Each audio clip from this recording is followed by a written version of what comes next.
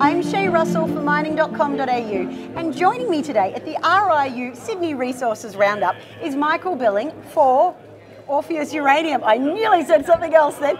Michael, how are you? Well, thank you, but please call me Mick. Okay, I'll absolutely call you Mick. That's my mother used to call me Michael, and my wife does when she's cranky with me. Okay, so I'll try not to bring up any negativity to today's conversation. Now, you happen to have the good fortune of a uranium bull market behind you right now. I believe Orpheus is looking for uranium within Australia. We've got some great maps happening behind us here. Talk us through your projects. Yeah, sure, Shay. I guess the principal thing is uranium is found in a whole bunch of places in Australia. There are two jurisdictions where it works. That's South Australia and the Northern Territory. If you were to find a decent uranium deposit in, for example, Western Australia, terrific. And there are some very good ones over there. The government won't let them mine and process it, so it'll stay there in the ground for a little while. South Australia, Northern Territory, great places to be because there's an environment that says you can develop a mine there, you can export a product. So that's where we're exploring. In particular, in the first instance, we're exploring in the Frome embayment, looking for the same sorts of deposits that our friends at Beverley in Heathgate Resources and Boss Resources at Honeymoon are already have put into play or are about to put into play. The same style of mineralisation using the same technology. So we're doing the sorts of things that they have done. They were a little bit in front of us. So arguably what you're doing, the steps you're taking by being strategic, by working in a jurisdiction where there's uranium mining friendly governments, you're de-risking your strategy. We are, and further to that, we're also drilling where, certainly this year, where people have drilled before and successfully discovered uranium. So we are not trying to discover uranium in those areas we are drilling. That's already happened. What we are doing is going back to the ground that was drilled, uranium was discovered, and then the uranium market fell across bad times when Fukushima event happened, tragically. Yep. People walked away from uranium, the market went belly up. We've picked up that ground since then, and we're capitalising on the work done by our predecessors, and they've given us a hell of a good leg up. Well, let's talk about that leg up. As you just said, you're not discovering uranium, it's already there. What are you guys doing to make this a viable project?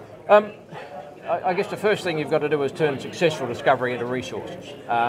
We have to go, and we're hoping to start that first program in about 2 to 3 weeks' time, to go back, confirm the work done by our predecessors at a place called Narudna, in what we call our Frome project, and then extend the known mineralisation.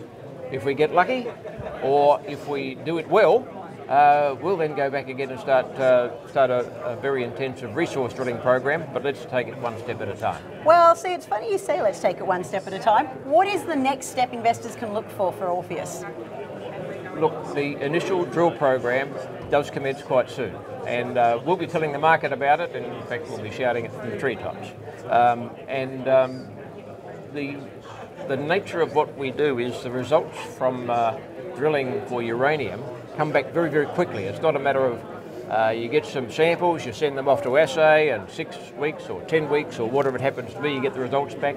We drop a probe down the hole, or a contracting company does it for us, measures the gamma radiation from that and gives us results almost in real time. This gives us the opportunity to then say, well, that was pretty bloody good. Let's put another hole just next to it, right next door to it, to see how far it goes. And so that's our process in this first drill program. Now, my final question for today is why uranium? And the reason I ask this is you so rightly pointed out in today's conversation, uranium was a much unloved commodity for a very long period of time. So what made you decide to be part of it, go looking for uranium?